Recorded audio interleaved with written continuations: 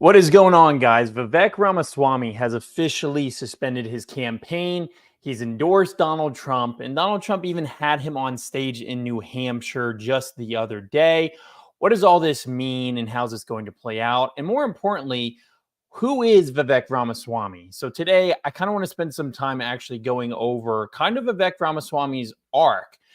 He launched his presidency in February of 2023, and 11 months later, he has now conceded after his defeat in Iowa.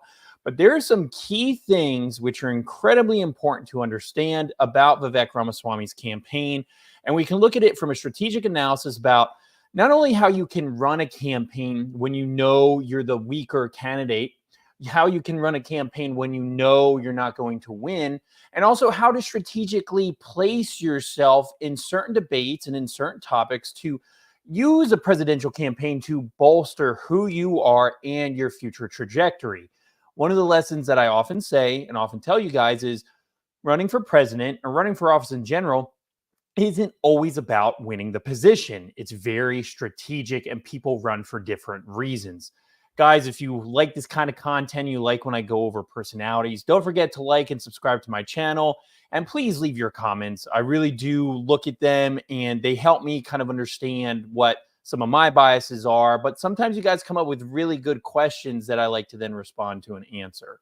So let's look at Vivek Ramaswamy. First, he launches his campaign on Tucker Carlson tonight. Funny enough, which that show no longer exists because Tucker has since gone independent. And he launches his campaign in a very interesting way as a young upstart who really has no former political experience at all, but is an excellent talker. And from the beginning, people were very skeptical. Who is this big pharma guy, as he was called? There is footage of him asking questions in Democratic stages. He was a Soros fellow or linked to Soros fellowship programs when he went to school. But all that kind of drifted by the wayside because Vivek was such a good talker. Vivek continues to be, I think, one of the most interesting characters in the 2023-2024 election cycle because he's one of the people who understood what running for office really means. Not actually being in office, but what running for office means. Vivek had a very good pulse on the Republican electorate and on, I think, voters as a whole. So even looking at the first debate was one of Vivek's very good breakout moments. He was aggressive, he was intelligent, he was well-spoken, but he was also very brave and bold. One of the things that I remember that made him stand out is the moderators actually asked, would you people on stage, which at the time I think there were about 8, support Donald Trump if he was the chosen Republican presidential elect, even if he was convicted or a convicted felon? Vivek immediately raised his hand, and everyone else looked at Vivek and then slowly raised their hand after him. It showed that he was a leader, showed that he ran the room, and showed that he stood by what he believed, and it made everyone else look weak. So one key factor for Vivek was he understood that this election is actually about Donald Trump. It's about no one else. Since 2015, the entire American populace, the entire American aura, mythology, ethos, whatever you want to call it, has been about one guy, and it's about Donald Trump. It's about either how much you hate him or how much you love him. We see that in 2020, and we see that even now in the 2024 election.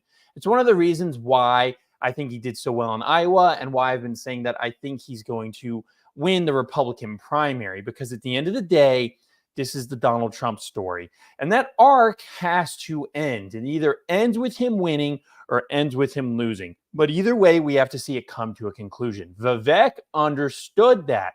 And that is why he never really bashed Donald Trump. He continued to say that he was wrongfully persecuted. He continued to say how he liked what Donald Trump did. And if anything, he continued to say that he would actually be more aggressive than Donald Trump. And this is one of those things that's actually pretty fascinating, because people who voted for Vivek were actually voting for a more aggressive version of Donald Trump, believe it or not. I think Vivek actually swung right of Donald Trump in a lot of ways, especially in his rhetoric. He definitely hinted at a very strong executive. He targeted the FBI, the CIA, what he called the deep state, and really the administrative state as a whole, and really pinpointed them out for a weakness.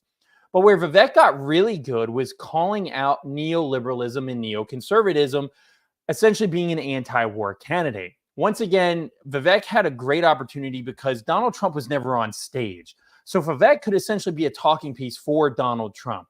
And Vivek understood that if you want to win the Republican primary, going on the anti-Trump side was not going to work. And we continue to see that with both DeSantis and Nikki Haley. Their anti-Trump strategies have just put them in the wrong camps of people that even moderate Republicans don't really like. The Republican Party has changed, just how the Democratic Party has changed. And we continue to see those changes over time, and they're advancing in a variety of ways. And that's all thanks to Donald Trump. Vivek understood that. He understood that the Republican Party has changed and that issues that Americans care about has changed, which is why all of his talking points are very Trump-esque. So Vivek had a huge advantage on stage because Donald Trump was never there. So he could step in for Donald Trump and essentially espouse all the same viewpoints, which was very easy for him to do because he wasn't really backed by these huge donors. So that came with the disadvantage of course, his campaign had to be suspended. They ran out of cash and he just didn't have the votes in Iowa. But it came with the positive fact that he could say whatever he wanted. And saying whatever he wanted implanted him in the American psyche. And a lot of people say, and I believe them, that Vivek is going to be around for a long time. Vivek's like 40 years old. And so he certainly is what I would say the future of the Republican Party in a lot of ways. And so people go back and forth and they kind of look at his track record and they say that, oh, well, he's just really good at talking. He's a wolf in sheep's clothing. But people like Vivek, almost like Trump, understand that whether they believe what they're saying or not, they know what to say and they know how to stand by it. Because at the end of the day, all they're really obsessed with is winning. And sometimes that's the type of candidate that you want. You want a candidate that's obsessed with winning and that's obsessed with how they look and appear. That can be far better than a candidate who, quote unquote, stands by their morals, because morals are so shifty and so shady depending on the person that you really never know what they're going to do. However, I can trust someone's ego, and I can trust someone's ego better than I can trust their morality. And that's where someone like Vivek or Donald Trump is actually a better fit, because I never know the moral ambiguity that someone's going to rule on for a big decision. But if I know it's about their ego, I'm always going to be thinking, well, what's going to be best for them? And what are they going to think the public is going to perceive them as, which is what they want. So they want, if you're ego driven, whatever the public is going to love and make you look cool, which is more often than not falls into the populism that we've seen. So Vivek understood that.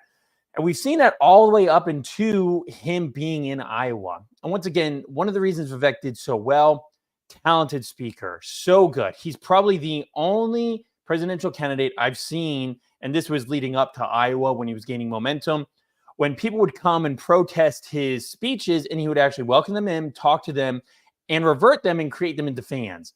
That's what makes Vivek so dangerous, is unlike Trump, who's a different kind of speaker. I'm not calling him a bad speaker. He's a different kind of speaker. He's very memeable.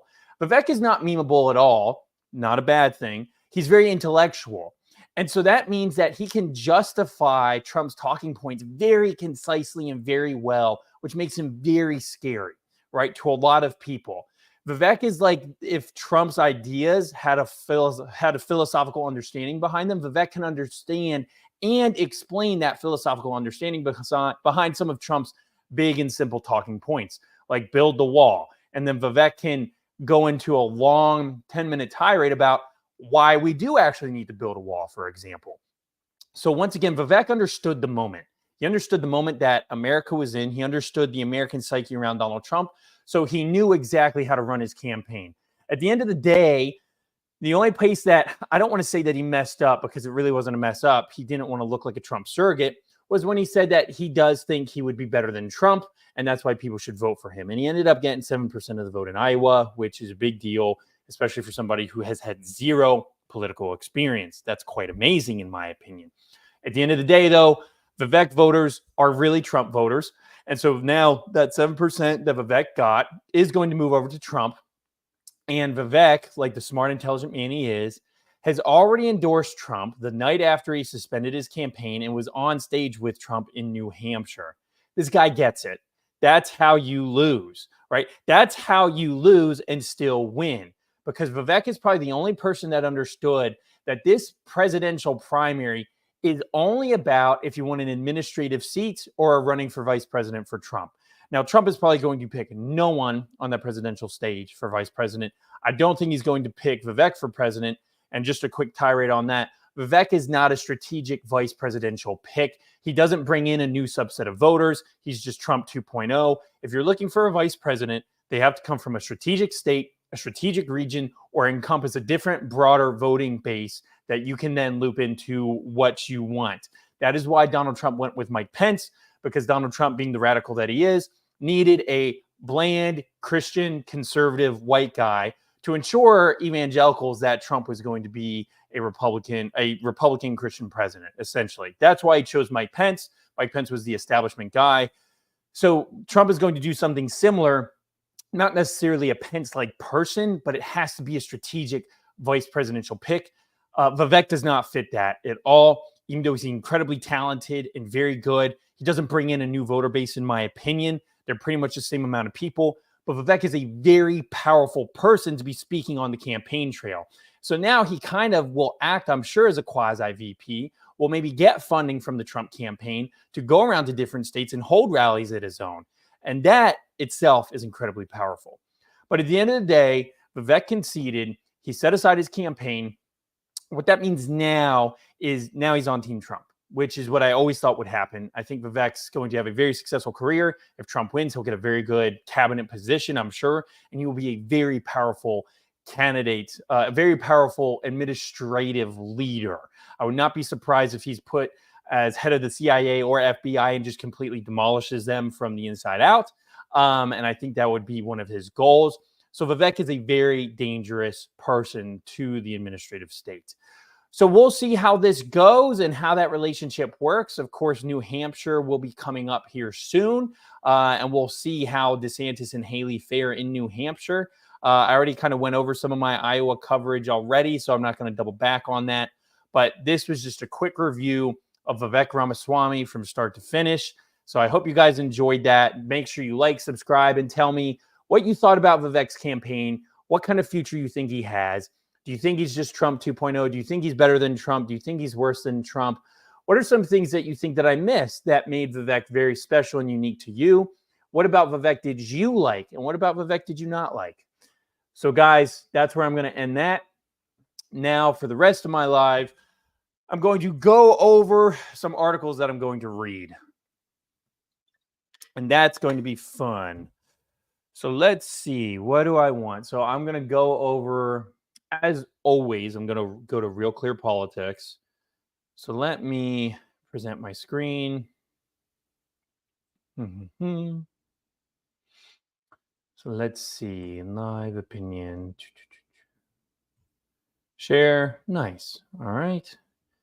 Now let me make sure that you guys can actually see that. Okay, good. You can see that. Good. All right, cool. Let me make it a little bit bigger for you. Nice. I wish it wasn't so blurry. I still got to figure that out. I hate how blurry it is. All right.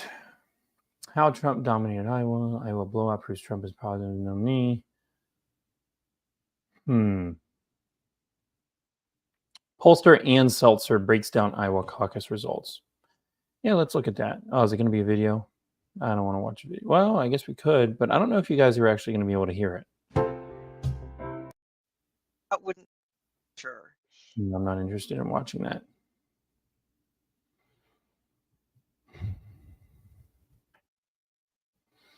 All right, let's see this. DeSantis must help destroy Haley and the corrupt donor class.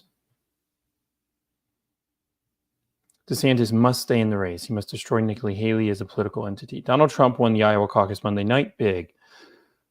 Trump reeled in 51% of the vote in Iowa, which was 30 points better. Haley, strangely enough, had this to say after a third-place finish. When you come in third but claim it's a two-way race. Clown behavior from Nikki Haley.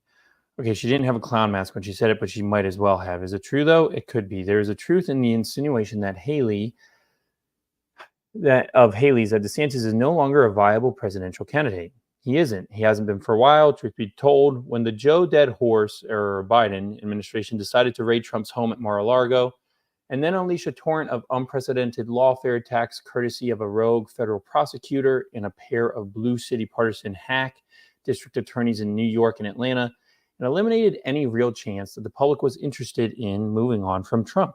That is true. When that FBI raid happened, Trump's support skyrocketed. Blah, blah, blah. You'll notice that Wall Street Journal didn't demand that Haley drop out, despite the patently obvious fact that Trump will be the GOP nominee. Why wouldn't it do that? After all, Haley spent more money in Iowa than DeSantis did and drove a worse result. And even if it's clearer that the paltry results she did manage wasn't particularly reflective of the state's voter sentiment, Haley might have finished below Ramaswamy in Iowa were it not for those Democrats whom her big donor money dragooned into the caucuses. It's actually very true. If you look at the voting in Iowa, Haley got the most votes in the counties that are highly Democratic. Instead, she's saying she's viable, and DeSantis is not, because she's doing well in New Hampshire. And why? Because there will be even more Democrats polluting the GOP primary there. As Tucker Carlson noted during a 17-minute podcast, by the way, Tucker Carlson's podcast Tuesday was awesome. He lit Haley up. He just completely destroyed her in a way that I've never seen before, and it was amazing. In this, Haley assumes she'll be able to take a similar path to the GOP nomination that her fellow neocon Bush Republican John McCain and Mitt Romney did. Ride crossover voters in open primaries to enough victories to make her relevant. As Carlson notes, given the chance that Trump might find himself in jail as a result of Obama and Joe Biden, Handy standing as the only option for the GOP could be a realistic scenario. That, in and of itself, be a reason for DeSantis to hang in there. There will be lots of primaries going forward. But that isn't why DeSantis needs to stay in the race. DeSantis should stay in the race with the express purpose of destroying Nikki Haley as a political entity. He needs to do it for selfish reasons, because discrediting her and chasing her out of the GOP means DeSantis would be the de facto frontrunner for 2028. Serving as Trump's attack dog for the rest of the campaign could be a platform for a rapprochement between the two that the Republican Party needs going forward. And that could inure to DeSantis' benefit in the form of Trump either endorsing him or merely not standing in his way when the 2028 cycle gets going. Most of all, DeSantis needs to stick around and eviscerate Haley, because the Republican Party cannot revert to the mediocre, base-betraying, donor-class, slave Washington general operation that it was between 88 and 2016. It seems to want to become again. So that's actually a very interesting point, and unfortunately, I don't think this is going to happen, but this is a really important paragraph. DeSantis needs to do it for selfish reasons, because discrediting her and chasing her out of the GOP means DeSantis would be the de facto frontrunner for 2018. Serving as Trump's attack dog for the rest of the campaign could be a platform for a rapprochement between the two that the Republican Party needs going forward. And that could inure to DeSantis' benefit in the form of Trump either endorsing him or merely not standing in his way when the 2028 cycle gets going. That's a fantastic point. It really is. And I would hope that would be his strategy. But if they really believe that he's going to win, maybe they'll go anti-Trump, but hopefully he just cuts out all the Trump language. DeSantis is a rivalist, as are Trump and Ramaswamy. Between them, they polled 81% or more if you account for the Democrat interlopers in Iowa. Trump doesn't need to spend his time attacking Haley. He needs to busy himself destroying Joe Dead Horse and Obama cabal pulling Joe strings. It's more important that his fight, so blah, blah, blah, all partisan stuff. But that one point is very strategic, I think. I think that's pretty good. I was actually kind of very surprised at how smart that was. All right, so let's go. What else do I want to read? Well, the Supreme Court. Okay, so what is there? Some Supreme Court stuff coming up?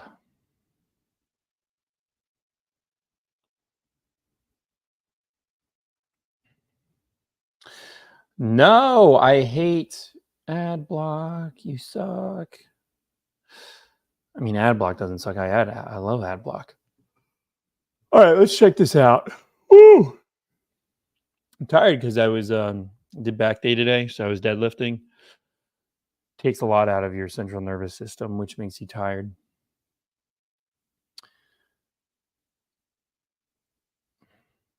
In February 2017, Steve Bannon, then chief strategist of Trump's White House, pledged that the new administration would commit itself to the destruction of the administrative state, much like Vivek Ramaswamy. In October, the Supreme Court heard oral arguments in the first of 3 anti-regulatory cases. Consumer Financial Protection Bureau versus Community Financial Services Association of America, which challenged the funding mechanism for the Consumer Financial Protection Bureau, or CFPB, may also threaten other similarly funded independent agencies, including the Federal Deposit Insurance Corporation and the Federal Housing Finance Administration. In November, the Supreme Court heard oral arguments in the second Schutz case, SEC versus Jarczy, about which I wrote last week. In this case, a hedge fund manager fined $300,000 by the SEC for securities fraud is challenging the SEC's ability to do that on a variety of grounds, among them that Congress may not delegate such authority to the executive branch. Finally, on January 2017, the justices will hear oral arguments in Loper Bright Enterprise versus Raimundo. This is the most sweeping of the 3 anti-regulatory cases. It's also the one that business lobby most wants to win, and the one it most likely will win. It makes sense for conservatives to move the war against the administrative state from the electoral sphere to the judicial one, because this has never been an issue that gets voters particularly excited. It's so fascinating to me how our political system works. For all its corruption and its decay and its decline, it's fascinating to me that you have a Republican Supreme Court that is able to completely throw a wrench into the plans of the Democratic executive and Senate, who can't do anything because of the Republican House.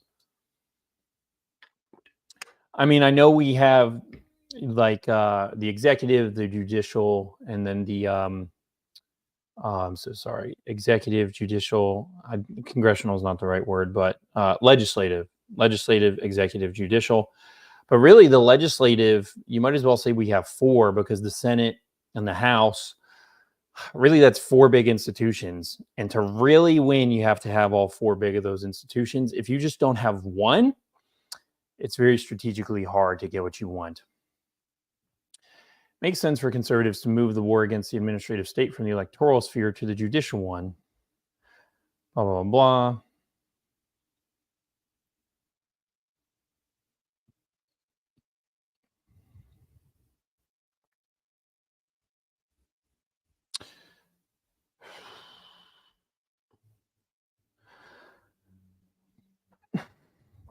More likely, declining poll numbers for deregulation reflect how foolish Trump made himself look by losing a slew of legal challenges to agency deregulation initiatives. According to a 2021 Law Journal, Tired of Winning, litigation director for New York University Institute, the Trump administration only won 23% of legal challenges to its agency's actions, which were almost entirely deregulatory. That's pretty terrible, compared to a success rate of about 70% defending agency actions in previous administrations. Perhaps because Trump's administration was more interested in appearing as though it were dismantling the administrative state than in actually dismantling it. But remember, Supreme Court wasn't as conservative then. Loper Bright Enterprises versus Raimundo addresses the difficulty of killing regulation by handing the job over to judges. It invites the Supreme Court to reverse its 1984 ruling in Chevron USA versus Natural Resources. That decision created what's known as the Chevron deference, which directs federal judges to give regulatory agencies broad latitude in interpreting their statutory instructions. 1984, Chevron was judged to be a conservative ruling because it gave President Ronald Reagan's environmental EPA greater latitude to subvert the intent of the Clean Air Act. In 1989 Law Review article, Supreme Court Justice Antonin Scalia, who hadn't been on the High Court when Chevron was decided, praised Chevron to the sky, saying more accurately reflects the reality of government and thus more adequately suits its needs. 20 years later, Scalia had changed his mind. And earlier this month, his son Eugene, who was labor secretary under Trump, wrote in the Wall Street Journal, the trouble with Chevron deference is that agency chiefs no longer defer to agency lawyers. They just do whatever they want. Naturally, Eugene Scalia, like his father, a lawyer and also a one-time solicitor at the Labor Department, accepted himself from this harsh analysis.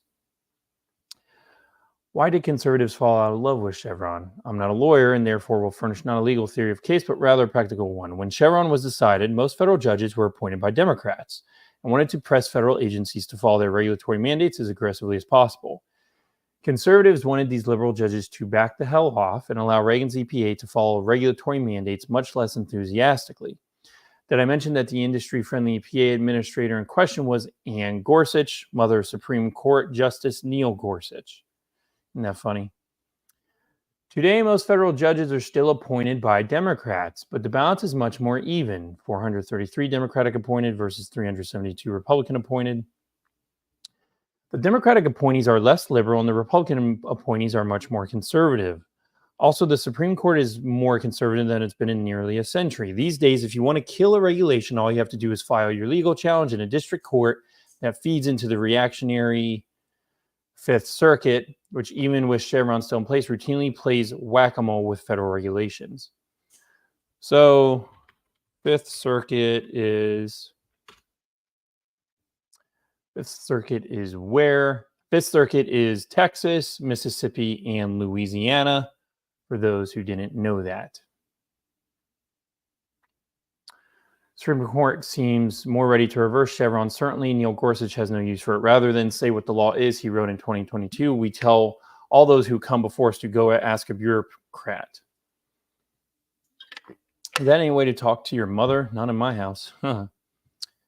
Bureaucrats are often called unaccountable, but in fact, their actions are accountable to the public in the sense that the agency chiefs and presidents they work for must answer for their decisions. But they're really not accountable to the public because the presidents are never going to replace them unless there's huge outrage. They're able to do whatever they want. Great article, actually. Really great article.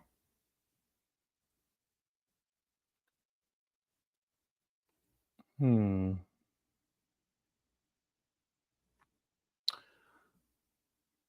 Trump win the Chick-fil-A vote? The hell is this?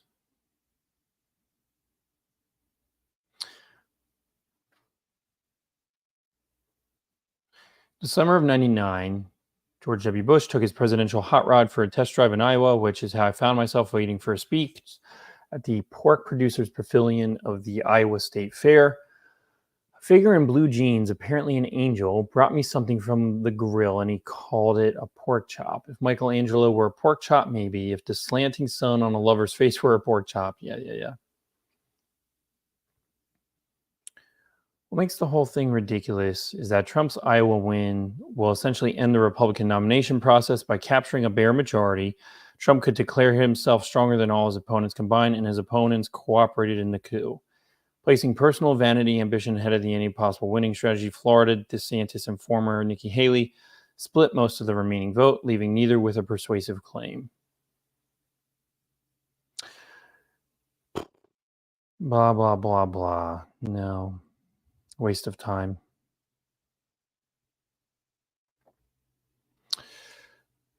We all have concerns. Democrats see flawed Biden campaign. Interesting. President needs more people under the tent. It means their coalition is narrowing. Congressional Democrats have concerns about Joe Biden's election, some calling for a new approach.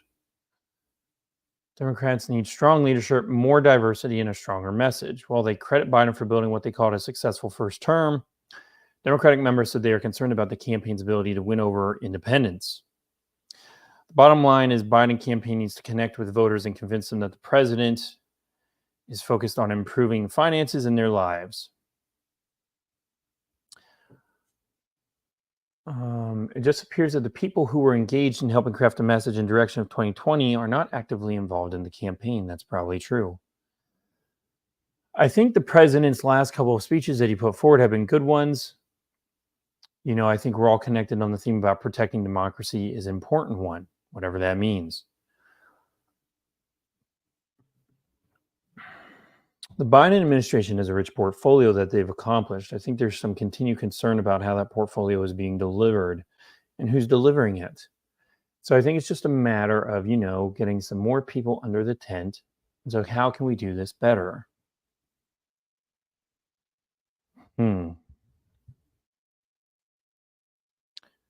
Bernie Sanders, the final challenger to Biden, left standing in the Democratic 2020 contest, said Sunday the president needs a new re-election approach and that his handling of the Israeli-Hamas war had severely damaged support among young voters. Yeah, the popular progressive senator did not specify he would have Biden change other than finding a way to convince Israeli Prime Minister Netanyahu to tone down his military offensive. But Sanders did offer his prediction, so I think people will end up rallying around Biden. This is really important. A lot of young people, a lot of far left progressives, a lot of Muslims, all who traditionally vote Democrat, are super pissed at the Biden regime. The question is, are they still going to vote for Biden over Trump? And I've asked some of my friends this actually, because I do have quite a few Muslim friends, and some of them are, Palestinian, very upset. And I said, like, hypothetically, are you going to vote in 2024? They all say yes. I say, if it's between Trump and Biden, are you going to vote for Trump or Biden? And they all say Biden still. And that's, I think, what they're kind of betting on, because at the end of the day, even though they're marching in the street, they all hate Trump more than they hate Biden. And so that will still drive them to vote for Biden, which is probably part of Biden's strategy, is what do you have to worry about? These people are still going to vote for you, even if they're pissed off. Let's look at markets.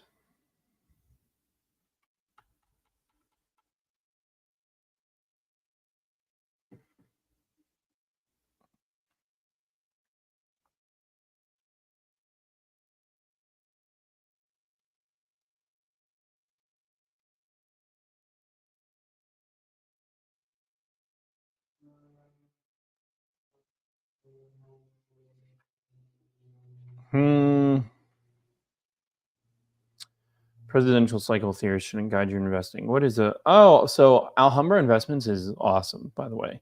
I love reading their stuff. Jeffrey Schneider, who I really like and listen to often, used to be with Alhambra Partners. Yo, what's up, Crypto Dream? Sorry, don't read aloud. What do you think? Don't read aloud. So, Crypto Dream, to the one question that you have, I have no idea. I have no idea what to think because, to be completely honest, who knows what's real anymore and who knows what's fake? It's very, very hard to tell. Um, and a lot of times it could literally just be like fear mongering and marketing. So one thing that's interesting is the country that you're talking about during 2020 would release numbers of an amount of people infected, and that amount of people infected was to scare Americans into opening up the economy, because the country that we're talking about knew that the longer America's economy was closed, the weaker we got. So they would actually pump up and say, oh, there's a new outbreak, there's a new outbreak, there's a new outbreak every time the administration, the Biden administration actually was talking about opening up. It would scare Americans. So who knows what's propaganda and what's real. So I did see that. I saw the thing you're talking about. I just don't know. I don't know. We could pontificate and guess, but why waste your time, right? It's an election year. You know what that means. Isn't very democratic, blah, blah, blah. So, but didn't you come here to hear my cynical views on politics and politicians? No, you want to know what this election year holds for your investments. And as luck would have it, I just read an article on the presidential cycle.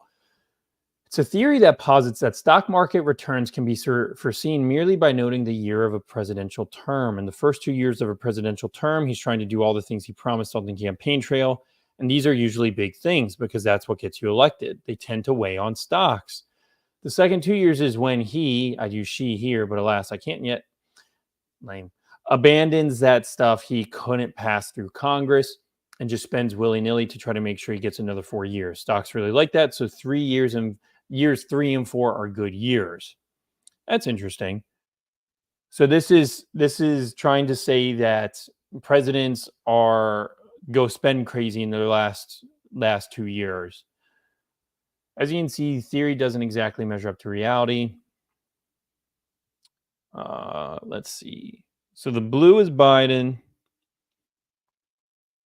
And it's so hard to measure because the stock market is so fake. It's just very unrealistic. Like the stock market in year 1 of Obama's term did really well. and that's when we were getting out of the recession. Stock market, very, very, I mean, I won't get into it, but the difficulty, of course, is predicting the direction of the dollar, which isn't easy to say the least. On the other hand, currency trends to persist. So observing the current trend is sufficient in most cases.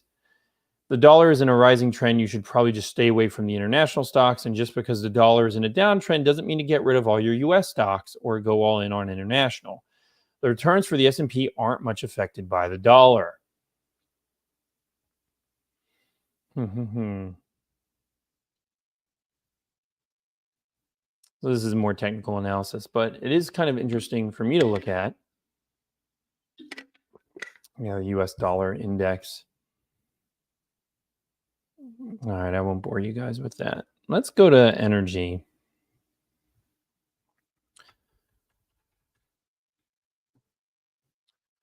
Ocean's natural processes can save the planet. Major wind project dependent on Biden. Judge ruling dismisses citizen suit against Ford. John Kerry bows out as climate czar. Oh, okay. John Kerry, the U.S. climate envoy, to leave the Biden administration. Is this in preparation for the election? John Kerry is stepping down from the Biden administration in the coming weeks, according to two people familiar with his plans. Kerry was tapped shortly after Joe Biden's election to take on a new role, specifically for climate. His departure was first reported by Axios. Yeah, Kerry drafted the 2015 climate accords. Climate crisis is a universal threat to humankind, and we all have a responsibility to deal with it as rapidly as we can, he said in Beijing.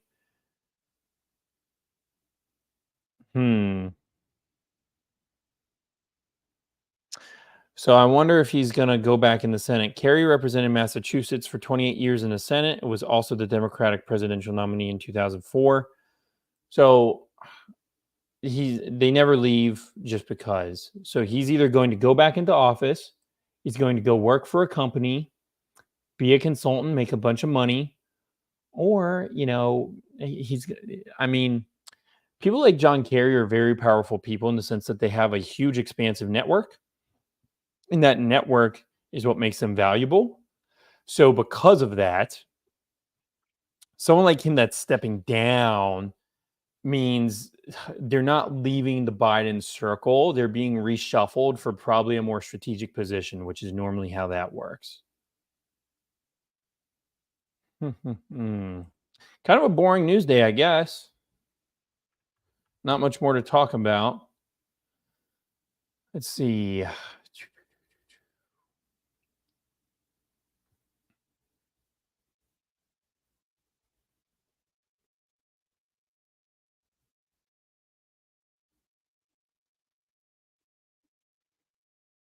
China's population decline accelerates. Ooh. China's population decline accelerates as women resist pressure to have babies.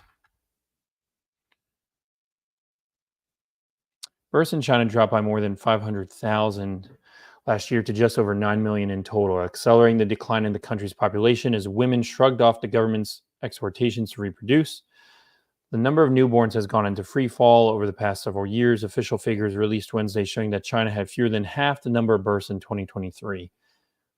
That's crazy. Showed that China had fewer than half the number of births in 2023.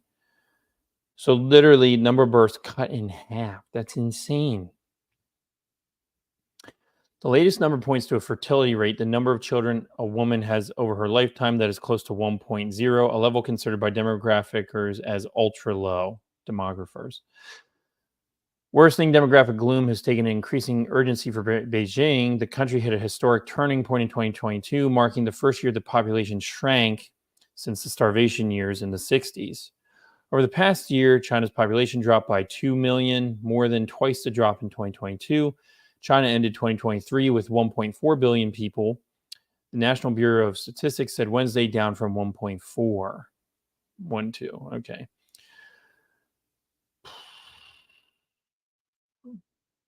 China last year ceded its centuries-old position as the world's most populous country to India and is unlikely to be able to reverse the trend of declining birth rates.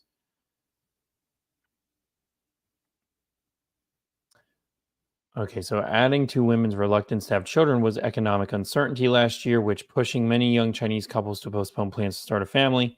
Unlike in the US, where population effects from the pandemic continue to fade, what had been expected to be a slight uptick in births after China dropped its COVID 19 restrictions failed to materialize. Interesting.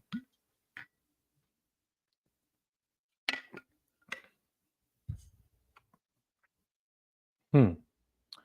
China's population is aging much earlier in its economic development than other major economies. China's per capita gross domestic product in 2022 was around 12,000, just above one third of Japan's when it began seeing population declines. One out of every five Chinese is now 60 or older, the age when most Chinese, at least in cities, retire. Yeah, US is also facing aging population. The average age of China's nearly 300 million migrant workers. The pillar of its labor force increased to 42.3, the latest official data available from 37.3 in 2012.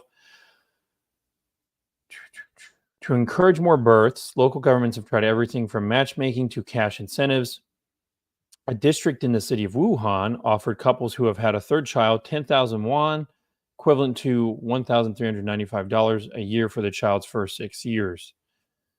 Maybe that's a lot in China. Of course, that's not a lot in America, right? It's barely anything.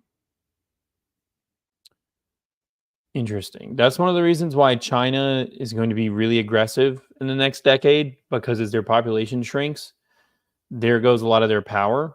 So China is at its apex right now, and I think the next decade will be at its apex of power. So any move they want to make, they have to make now. Germany's left-wing populist.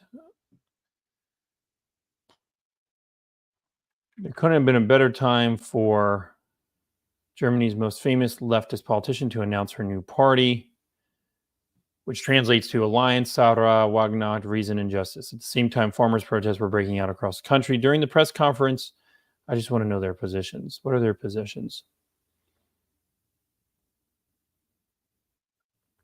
Former chair of the left party and often called Germany's new Rosa Luxemburg, certainly has strong populist credentials. She was one of the staunchest critics of the pandemic, authoritarian lockdowns, criticizing their lifestyle, leftism, and identity politics. So she might be what we call like a true leftist, a true socialist, because most leftists today are actually just corporatists, right? Which is why anyone protesting on the left just happens to be happens to have the exact same opinion as every major corporation in America. That's not really left wing. I mean, it kind of is in one sense, but in another sense, it's not at all. That's not like what a true communist would believe. Upping the elections, areas where the right wing populist is leading in the polls, like it's having the public statement discussion. She said last year that Germany has the stupidest government in Europe. She hit a nerve with many people. Polls have indicated that her party could win anything between 4% and 17% of the vote. One of the many comment has been asking is whether the BSW will be a useful tool to weaken the AfD. The AfD has been surging in polls everywhere, putting it in second place in Germany. It is possible she's a plant, and she's just trying to, hurt the AfD, which is like Germany's right-wing party. Any other dubious parties?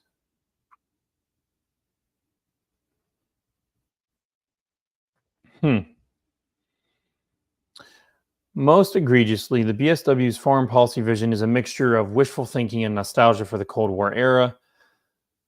The BSW wants to rekindle the relationship between East and West, placing itself in the tradition of Willy Brandt and Michael Gorbachev, but today's geopolitical tensions are different to those of the Cold War. Oh, so this is a pro-Russian party, kind of?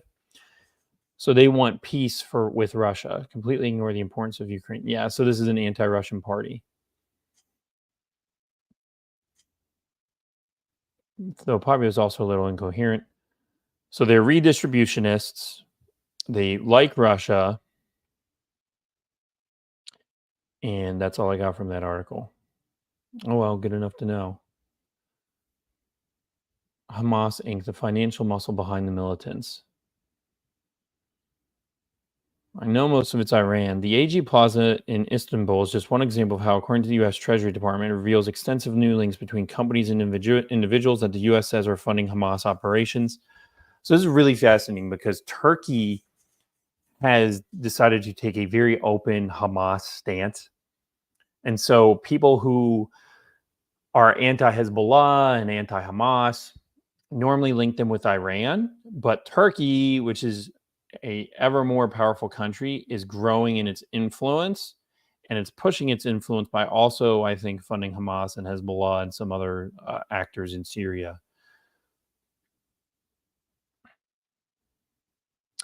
The task, cutting off Hamas funding at source, appears to have become an urgent priority for the Biden admin, which on January 5th announced it offering a reward of up to $10 million for information that could dismantle the group's economic foundations. The Rewards for Justice program aims to disrupt the broader network that sustains Hamas, including targeting any source of revenue, major donors, financial facilitators, and financial institutions that facilitate transactions for the group. Interesting. I didn't know that. Newsweek found that one Yemeni business administrator is the joint owner of Hamas's UAE property company, which owned an office block worth $150 million, is the co-founder of Hamas-linked publicly traded Turkish construction company, owns 20% of a Hamas-front company in Saudi Arabia, and is on the board of another Hamas-linked Sudanese company. So this is really fascinating because these Arab countries and Muslim countries might be saying one thing and saying that they're growing in ties with Israel, but then using their business links to fund money to anti-Israeli activities. That's pretty interesting, isn't it? Who would have thought? So Taiwan might be at risk. I can go over Taiwan. Yeah, I think Taiwan's pretty much at risk, but I don't know if China's ever going to go to war with Taiwan. The goal with Taiwan has always just been to make the war too expensive for China to want to handle.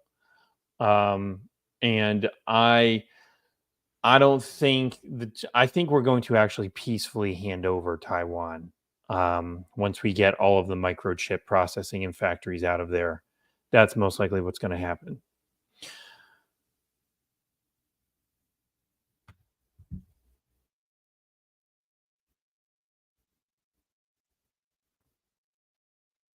The network appears to be growing. A wealthy Sudanese businessman who had close ties to Osama bin Laden set up a Hamas-linked company in Spain last December.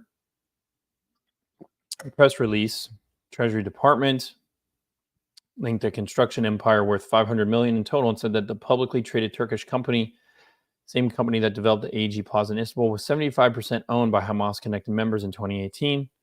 Alleged the same company planned to secret away 15 million shares for senior Hamas figures that same year. Interesting. So then, and that's how we sanction people. We say you're not allowed to do business with them. It's pretty interesting. The Israeli government also says that construction companies are a vital part of the Hamas finance model and has mirrored the U.S. sanctions list. In an online statement, the Israeli embassy in the U.S. said that Musa Al-Barmarzouk, deputy chair of the Hamas political bureau, was worth $3 billion, while senior leaders Khalid Mashal and Ismail Haniyeh were each worth about $4 billion. The reason that Hamas has turned to property is clear, experts say. Stephen Reimer, a senior research fellow at UK's Royal United Service Institute, building and then selling real estate is a handy way for Hamas to obfuscate its funds. That, and because they're being bombed all the time, it makes sense because they're going to constantly have to rebuild. Interesting. This is longer than what I want to read for you guys, but Turkey-Hamas relations are very fascinating. I mean, I could even Google Turkey right now, see what comes up in the news. Turkish airstrikes target northern Iraq and Syria. Turkey strikes Kurdish militants in Iraq. Turkey's operation in Syria could happen in upcoming months. So what does this mean? Turkish president's comments come after the top Turkish diplomat leveled rare public criticism at Russia. Turkish President Erdogan on Tuesday hinted that his country might launch in coming months a new ground incursion in northern Syria against the U.S.-allied Kurdish-led Syrian Democratic Forces. We will not be at ease as long as there are bloody-handed murderers in Iraq and Syria. Which is interesting because Assad doesn't like those Kurdish forces and neither does Turkey. Turkey strikes Kurdish militants. Turkey said it had destroyed 23 targets in overnight airstrikes on Kurdish territory. The attacks were the latest by Turkey since 9 Turkish soldiers were killed in clashes with Kurdistan Workers' Party militants in northern Iraq on Friday. New strikes were on targets in northern Syria and the Metnagar, Hakirk, and Kandil regions of northern Iraq. Very interesting. Separately, Iranian state media reported late on Monday that Kurdistan was the scene of an unrelated attack by Iran's Revolutionary Guards on what it said was the spy headquarters of Israel there. Iran's Revolutionary Guards said on Tuesday that they had carried out the attack and one in Syria in defense and its sovereignty and security to counterterrorism. So here's what's interesting is the Kurds are an Israeli and U.S. asset. But if you look at recently, so when did Turkey and Iran meet? Turkey and Iran toward an axis of revisionism amid the war in Gaza. Is there anything more recent?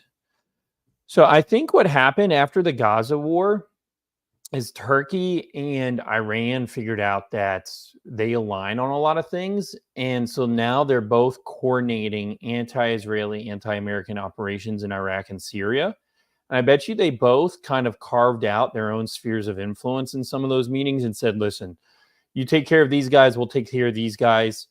And of course, Iran and Assad are very friendly. So that's probably some kind of access to then regain Syria and Iraq. I would not doubt that at all. So that's interesting.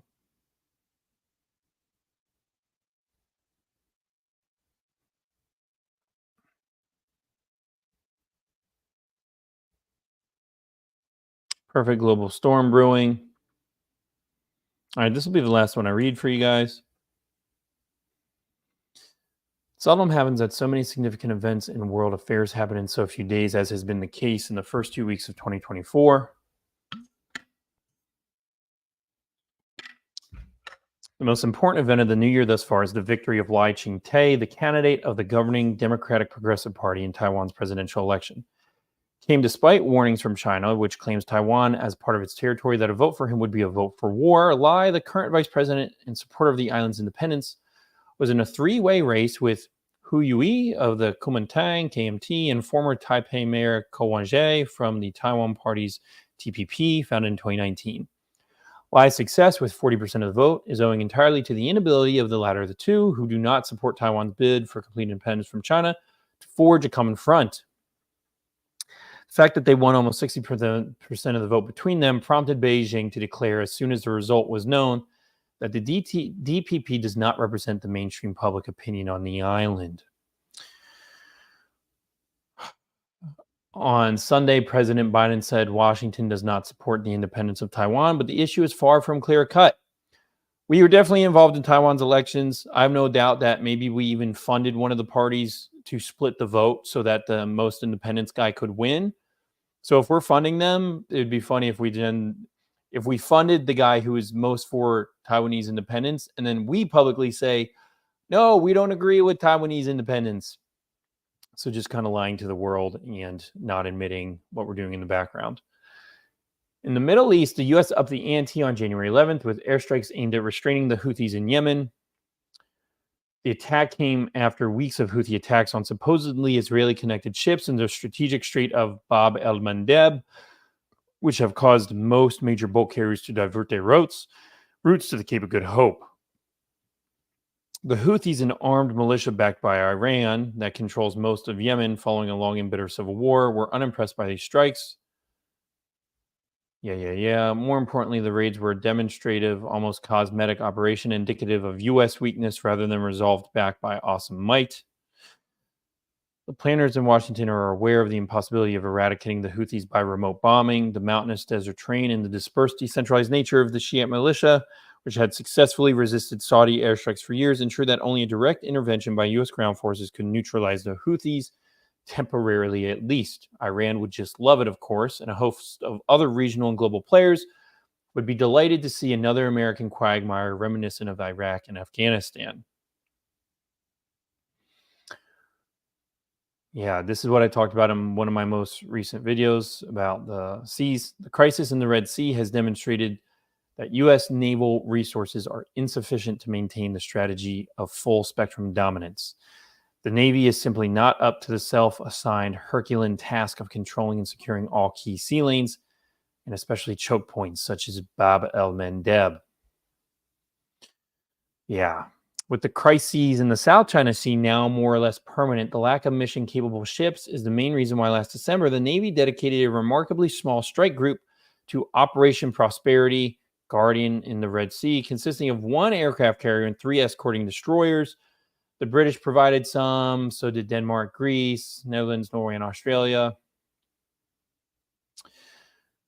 More importantly, France, Italy, and Spain are staying out altogether, refusing to place their ships under American command. This hints at a coordinated attempt by Europe's key Mediterranean nations and America's nominal NATO allies to deal with the diminished global credibility of the United States.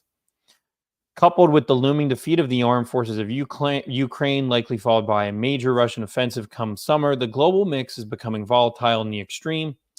Dealing with its demands prudence, wisdom, and strategic clarity. None of this is present in Washington, D.C. in either party. The best we can hope for is that 2024 will not be remembered as a tragic replay of the Guns of August 110 years earlier. What is the Guns of August? Is that a World War I reference?